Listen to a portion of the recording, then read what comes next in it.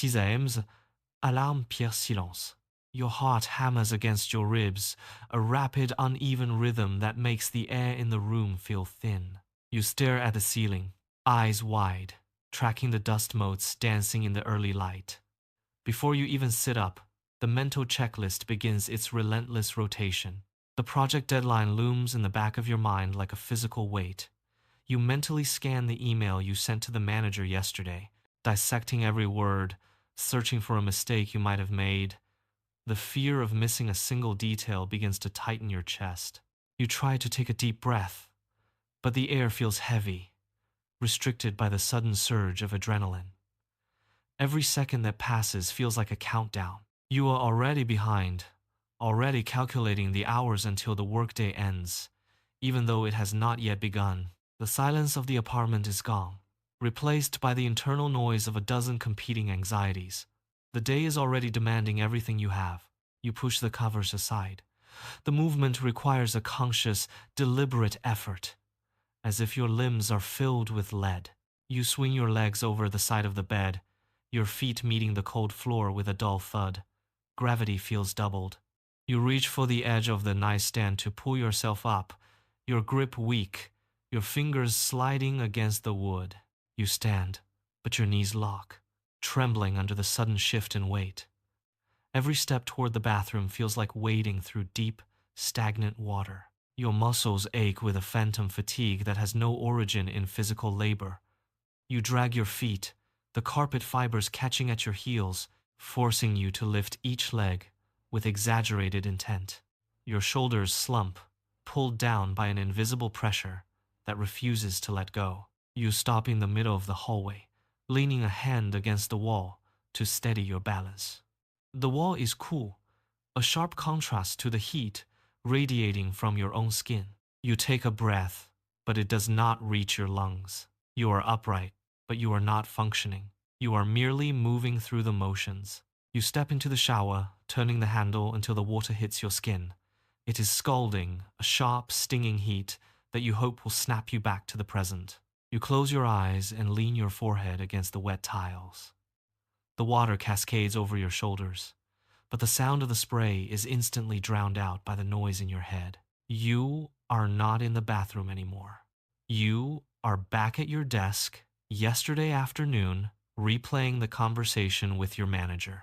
You dissect the tone of your voice, syllable by syllable. Did you sound too hesitant when you presented the quarterly figures? Was there a flicker of doubt in your eyes that they noticed? You shift your weight, the water pooling around your ankles, but your mind is stuck on that one specific pause you made. You replay the moment again, imagining a different response. You scrub your arms, the friction of the soap against your skin doing nothing to soothe the rising heat in your chest. The dread is a physical vibration. You try to focus on the steam, the scent of the soap, the simple act of washing, but the memory of the office is a trap. It is already looping, dragging you back to the desk, back to the scrutiny, back to the fear that you are failing before the day has even begun. You step out the door, the morning air hitting your face like a sudden, cold slap. You grab your bag, the strap digging into your shoulder, a sharp reminder of the weight you carry. The commute begins as a blur of motion. Tires hiss against wet pavement, horns blare in rhythmic, jagged bursts, and the crowd on the sidewalk moves in a frantic, uncoordinated tide. You are surrounded by noise, yet you hear nothing but the internal storm. Your mind is a closed loop of potential errors and missed deadlines. You watch the scenery pass, but the buildings and trees are just smudges of gray and green. You try to focus on the rhythm of your own breathing, but the pace of the city is too fast, too demanding. Every stoplight feels like a countdown. You check your watch, the second hand ticking with a mechanical cruelty. By the time you reach the building, the external world has faded into a dull, distant hum. You stand before the entrance, the glass reflecting a face you barely recognize. You are already miles deep into the conflict, bracing for the impact. You stand before the glass door, your hand hovering over the cold metal handle. The time on your watch reads 8:54 a.m. You have 60 seconds of peace left, and you use them to steady your grip. You pull. The door offers a slight, heavy resistance before swinging open, and the silence of the street is instantly severed. The office environment rushes out to meet you. It is not just sound, it is a physical force. The hum of dozens of computers creates a low-frequency drone that vibrates against your skin. The air is thick, stale. A wave of voices hits you, overlapping chatter, the sharp click of keyboards, the sudden ring of a desk phone. You step inside, the door clicking shut behind you, sealing you into the climate-controlled box. The transition is violent. You take a breath, but the air feels thin, recycled. You move forward, your feet finding the familiar path toward your desk. You navigate the maze of cubicles, your gaze fixed on the carpet to avoid eye contact. You reach your desk, the surface cold and impersonal. You slide into your chair, the wheels groaning against the floor. Your hand finds the power button. The monitor flickers, a harsh blue-white glare that stabs at your eyes. You blink, waiting for the system to boot, your heart thumping a steady, frantic rhythm. The desktop loads. The email icon pulses in the corner of the screen. You click it. The inbox expands, filling the display with a list that seems to stretch on forever. You count them. 42. 42 unread messages waiting for your attention. Your input, your mistakes. Your breath hitches in your throat, a sharp, jagged intake of air. You stare at the bold text, the numbers, the sender names. Your fingers, which were poised to start working, lock in place above the keyboard. The hum of the office fades into a dull roar. You are paralyzed, pinned to your seat. The cursor blinks, a rhythmic, mocking reminder. The blinking cursor is a heartbeat you cannot control. You force your gaze away from the count and onto the first subject line. It is marked urgent. Your stomach drops, a cold weight settling deep inside. Did you miss the deadline? The question loops through your mind, gaining speed, turning into a frantic internal chant. You reach for the keyboard, but your hands feel foreign, detached from your intent. You press a key, but the letter does not appear. You press again, harder, your knuckles turning white. The resistance is not in the hardware. It is in your own hesitation. You are terrified that the first word you type will be the wrong one. You hover your index finger over the backspace, then the enter key, then the space bar. A fine sheen of sweat coats your skin, making the keys feel slick and unresponsive. You take a jagged breath, trying to steady the tremor in your wrist. You lean in, your nose inches from the glass, and finally, you commit. You strike the first letter, then the second. Each movement is a battle against the paralysis. You type a single word, then pause, your eyes scanning the letters as if they might rearrange themselves into a mistake. You delete it. You type it again, slower this time, pressing the keys with deliberate, rigid force. The sentence is simple, yet it feels like a legal document. You read it once, you read it twice. You find a comma that looks out of place and hit backspace until the screen is blank again. The cursor pulses, mocking your indecision. You try to structure the reply, but your mind is a sieve, leaking confidence. You write 3 sentences, then highlight the entire block, your finger hovering over the delete key. Is the tone too aggressive? You check for typos, scanning the same line 4 times, your eyes burning from the strain. The clock on the wall ticks forward. 5 minutes have vanished. Then 8. You are still staring at the same 3 sentences, trapped in a loop of endless refinement. Your shoulders ache from the tension, and your breath comes in shallow bursts. 10 minutes have been poured into an inconsequential reply. The screen remains a bright, unforgiving rectangle. You are still reading the same 3 sentences, your eyes tracing the edges of every letter, searching for flaws that do not exist. The air in the office feels thick, recycled, and stale. You shift your weight, the chair creaking beneath you, and you prepare to type one final character. Suddenly, a hand lands on your shoulder. The touch is light, but it hits you like a jolt of electricity. You freeze. Your fingers lock against the keys. You do not turn around immediately.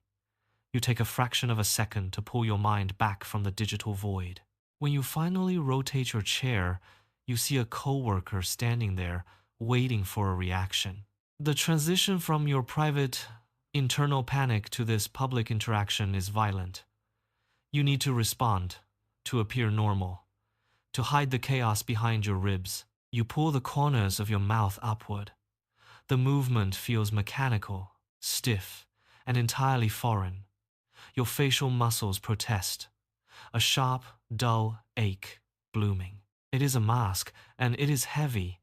You keep the smile fixed, your jaw tight, while the hum of the office continues around you, indifferent to the effort. The coworker lingers, waiting for a confirmation that you are not yet ready to give. Hey, ready for the 10 a.m. meeting? The question hangs in the air, a direct demand that pulls you further from your desk. You feel your stomach tighten, the muscles twisting into a hard, painful knot that radiates heat through your core.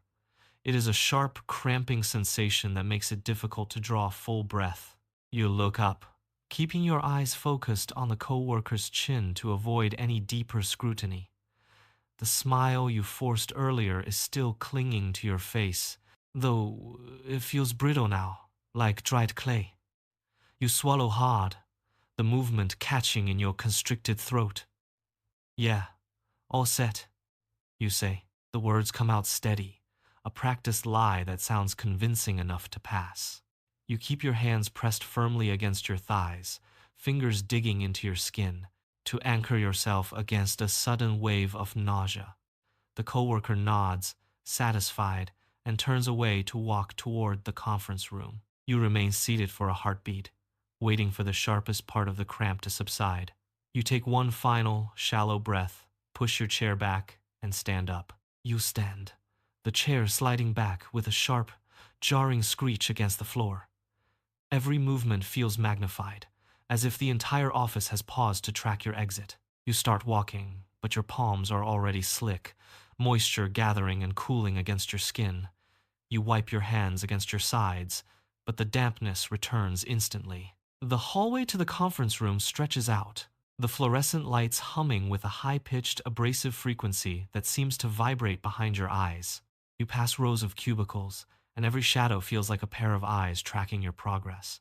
You hear the muffled laughter of a colleague 3 rows over, and your mind immediately twists it into a judgment of your own performance. Are they talking about you? Did they see you stumble? The air in the corridor feels thinner, harder to pull into your lungs. You keep your gaze fixed on the carpet, counting the patterns to ground yourself, but the rhythmic thud of your own footsteps sounds too loud, too erratic. You reach the heavy glass door of the conference room. You stop. The handle is cold, metallic, and unyielding. You stand there for a second, your heart hammering against your ribs, feeling the weight of the next hour pressing down on your shoulders before you even step inside. You push the door open and slip inside. The room is already half full, a low murmur of voices filling the space, but you do not look at anyone. You head straight for the corner, pulling out the chair furthest from the head of the table. You sit, tucking your bag under your feet, and immediately drop your head. The table surface is cool and smooth under your palms, but your fingers are trembling. You press them flat, forcing them to be still. Your mind begins the cycle again. You whisper the first sentence of your update, then stop. It sounds wrong, too rushed. You try it again, changing the emphasis on the second word. Still wrong. You close your eyes, blocking out the sight of the others, and repeat the sequence in your head. The data points blur into a frantic rhythmic loop. You rehearse the transition to the next slide, then the closing statement, then the transition again. Your heart is a frantic bird against your ribs. You check the time on your watch, then look back at the table. You are not listening to the person currently speaking. You are only listening to the internal voice checking for errors, searching for a flaw. The room suddenly goes quiet. A voice from the head of the table cuts through your internal loop. Let's hear your update. You look up. Every face in the room turns toward you, a collective weight that pins you to your seat. You stand, your chair scraping against the floor with a sound that feels like a shout in the silence. You take a step forward, but your legs feel heavy, as if moving through deep water. You clear your throat, but it feels constricted, tight. You begin to speak. The first word comes out thin, brittle, lacking the authority you practiced in your head. You try to project, but your breath hitches, and the sentence trails off into a whisper. You see a colleague shift in their seat, eyes flicking toward the clock. Your heart hammers against your ribs, a frantic, irregular rhythm that makes your chest ache. You force yourself to continue, reciting the data points, but your own ears betray you. The voice sounds like it belongs to someone else. You reach the end, feeling completely exposed in the sudden stillness. The meeting moves on to the next topic, but the sound of the room becomes a dull, distant hum. You sit back down, your hands hidden beneath the table, gripping your knees to stop the involuntary tremors. You stare at your notebook, but the ink lines blur into meaningless shapes. Your mind is trapped in a relentless playback of the last 2 minutes. Did they see your fingers shaking when you pointed to the graph? Did you explain the data clearly enough? Or did the hesitation make it sound like you were hiding a mistake? You replay your own voice, dissecting the pitch and the pauses, searching for the exact moment you sounded incompetent. You try to focus on the person currently speaking, but their words pass through your head without leaving a trace. Every time you try to let go, the doubt pulls you back, forcing you to re-examine the same 3 sentences. The room continues to function, moving toward the next agenda item, while you remain anchored to the wreckage of your own performance, unable to move forward. You walk back to your desk, but the transition feels like stepping into a storm. The office, which seemed manageable an hour ago, has transformed. The hum of the ventilation system is now a low, grinding vibration that rattles your teeth. Every phone ring on the floor pierces the air like a sharp, metallic demand, demanding an answer you do not have. You sit down, but the chair feels unstable, the floor beneath it vibrating with the frantic energy of the room. Colleagues pass by, their voices overlapping into a chaotic, unintelligible wall of sound. You try to focus on your monitor, but the clicking of keyboards around you sounds like rapid-fire gunfire, each strike an aggressive reminder. The air itself feels thick, pressurized by the relentless pace. You reach for your water bottle, but your hand pauses mid-air. You close your eyes for a second, but the roar of the office only intensifies, a deafening, relentless tide of productivity. You remain anchored to your desk, but your body is vibrating with a frantic, jagged rhythm. The office is a minefield of unpredictable triggers. You stare at the screen, yet the text is a blur of meaningless light. Suddenly, a shadow falls across your peripheral vision. A coworker strides past, their footsteps landing with heavy, rhythmic thuds on the carpet. Your entire frame jerks forward as if struck. Your heart slams against your ribs, a wild, trapped bird desperate to escape. You gasp, your breath hitching in a sharp, painful intake of air. You spin around, expecting a confrontation, but the hallway is empty. The silence that follows is worse than the noise. It is expectant. Every creak of a swivel chair, every rustle of paper, every muffled laugh from across the floor sends a fresh jolt of electricity through your spine. You can no longer hold the mask of professional calm. Your fingers tremble uncontrollably against the desk surface, and the keyboard feels like a foreign, hostile object. The walls of the cubicle seem to be contracting, pressing inward. You are no longer working, you are simply waiting for the next impact. Your composure shattered.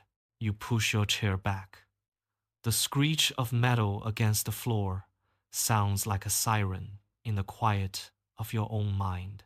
You do not look at your monitor. You do not look at the coworker 3 desks over. You stand, your legs feeling like lead weights, and begin the walk toward the exit. Every step is a calculated effort to remain steady, to keep your pace from breaking into a frantic run. You pass the break room, the smell of burnt coffee hitting you like a wall, and you keep your gaze fixed on the floor. Your palms are slick with sweat, and you wipe them against your sides, but the moisture returns instantly. You reach the heavy door at the end of the hallway and push it open. The transition to the dim, sterile light of the restroom is instantaneous. You reach the end stall, step inside, and pull the door shut. Your hand finds the latch.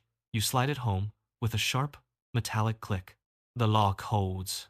You stand in the narrow, cramped space of the stall, your back pressed firmly against the door. The silence is absolute, save for the faint, rhythmic hum of the ventilation fan somewhere above.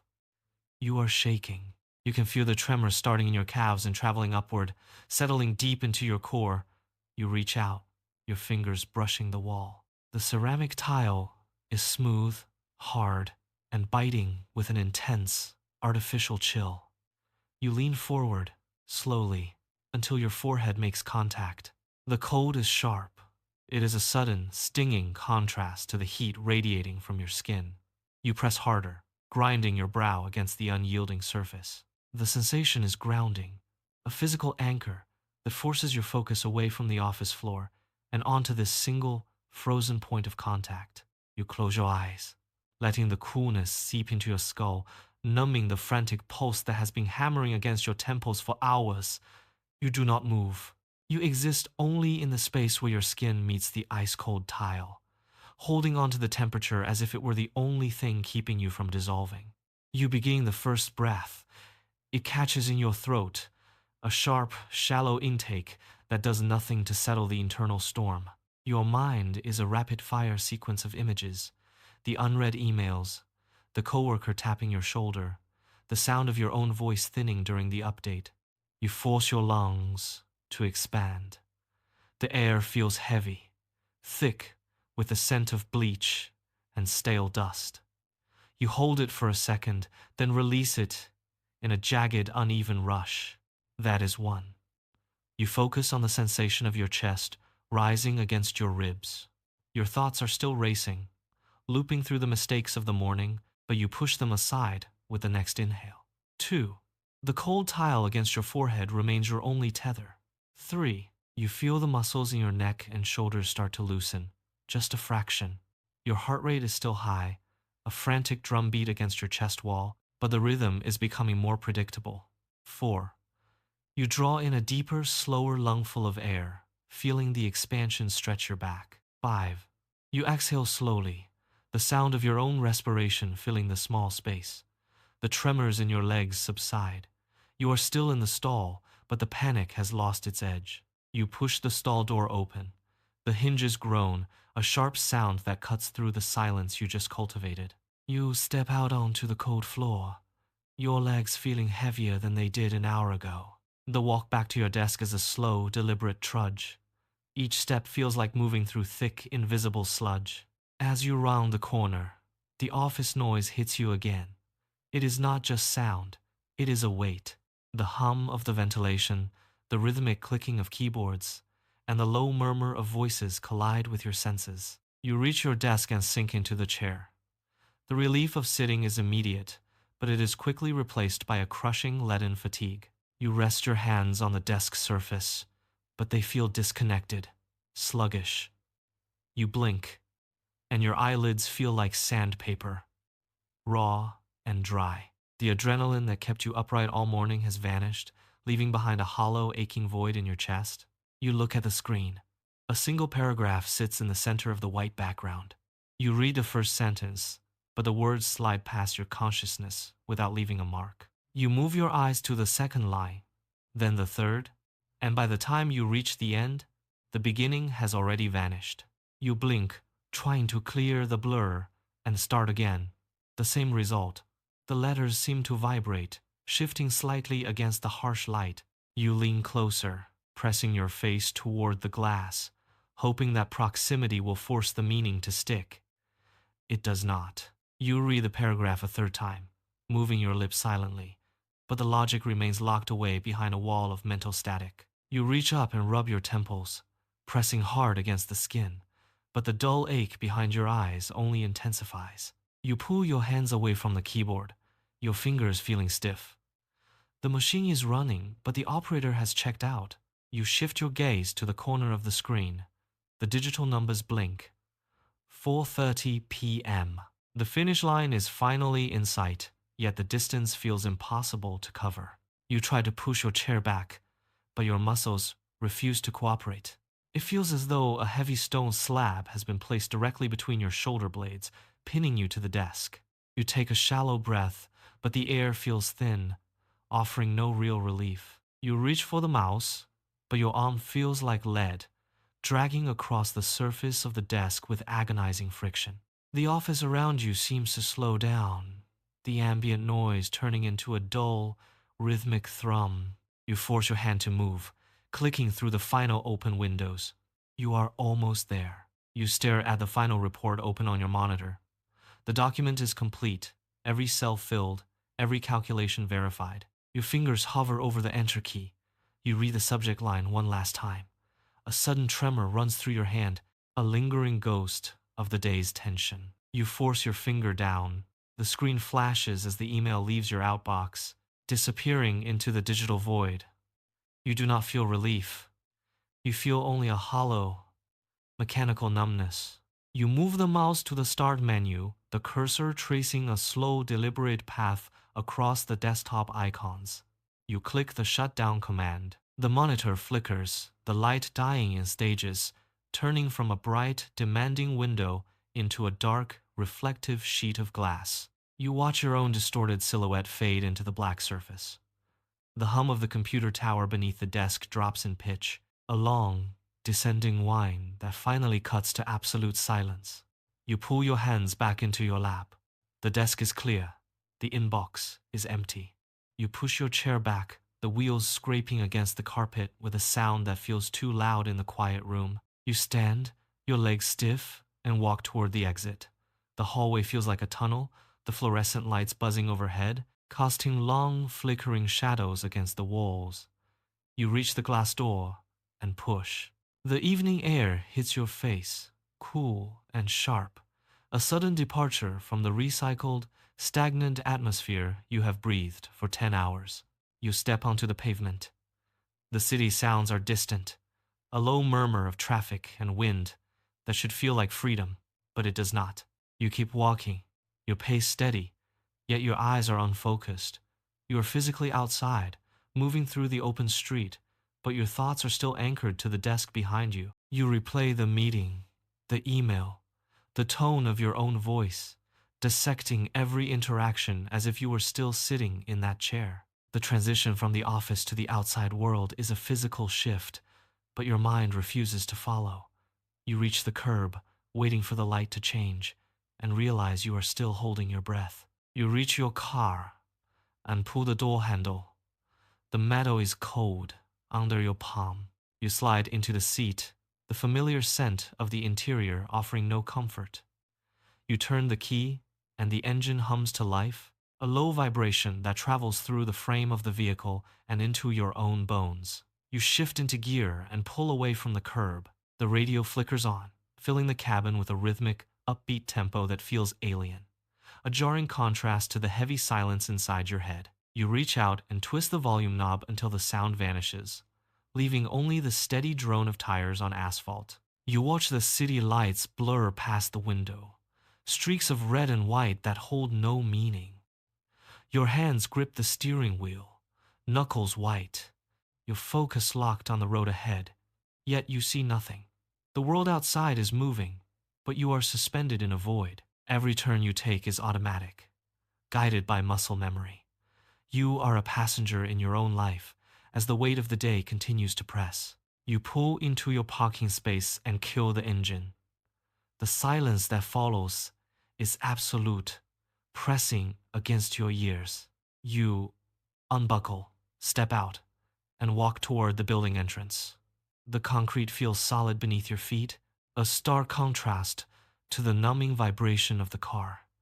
You climb the stairs, each step heavy, mechanical, and deliberate. You reach your door, fumble with the lock, and push inside. The air in your apartment is still, cool, and smells of nothing. You drop your keys into the ceramic bowl on the table. The sharp, metallic clatter echoes, a final punctuation mark on the day. You walk into the living room and let your body go, sinking deep into the cushions of the sofa. The fabric presses against your back, supporting your weight. You let out a long, ragged exhale that seems to pull the tension from your shoulders. Your muscles, tight for 14 hours, finally begin to slacken. You lean your head back against the frame of the sofa and close your eyes. The constant, frantic internal dialogue finally slows to a crawl. You open your eyes and fix your gaze on the blank wall across the room. The plaster is smooth, featureless, and indifferent to the hours you just endured. You trace the faint shadow cast by the floor lamp, letting your mind wander back over the sequence of the day. You search for a moment of triumph, a breakthrough, or even a decisive failure, but find none. There was no grand battle to win, no enemy to defeat, and no clear line to cross. You simply existed within the machinery of the office, navigating the currents of demands and expectations until the clock finally granted you release. The realization settles in your chest, heavy but strangely clarifying. You did not conquer the day, nor were you destroyed by it. You navigated the noise, you managed the tasks, and you emerged on the other side of the threshold. The wall remains silent, offering no judgment.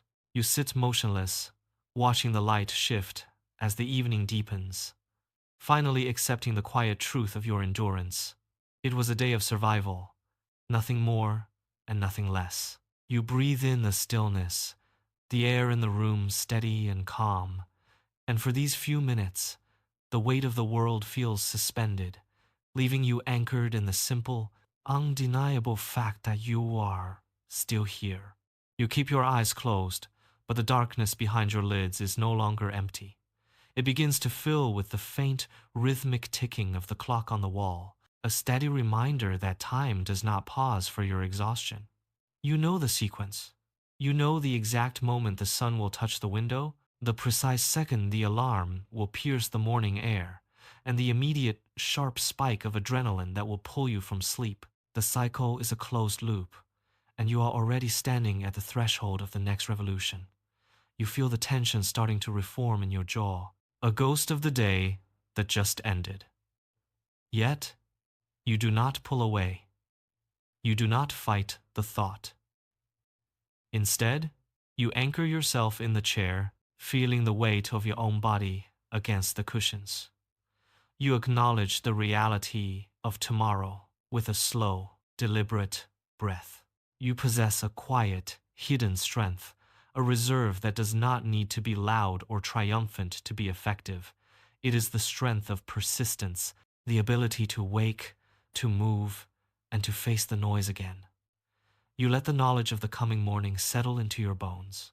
You are ready, not because you want to be, but because you know you will be. You drift towards sleep, the silence of the room holding you.